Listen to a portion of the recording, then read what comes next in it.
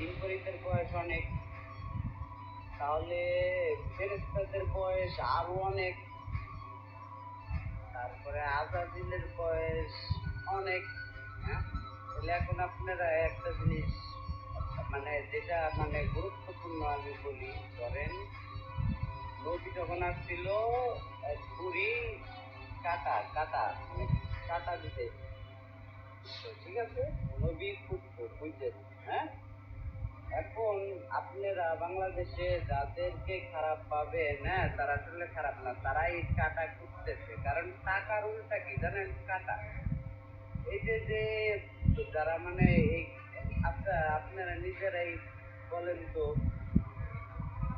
আপনারা বলো, কেউ বলতে পারবেন? হ্যাঁ, আমি যা দেখ মানে আল্লাহ দেখাইছে আমারে, আপনারা বলতে পারবেন ফেরেশতার আকৃতি কেমন?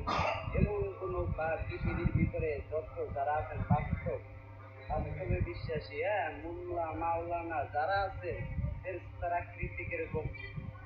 আরেকটা কথা বলি, এই মাটির পৃথিবীটা অন্ধকার, ঠিক আছে? এখন আপনি পুরা একটা পৃথিবীর হিসাব করেন, তাও আপনারা সেই জ্ঞান অর্জন করেন না, অথচ আসমানের হিসাব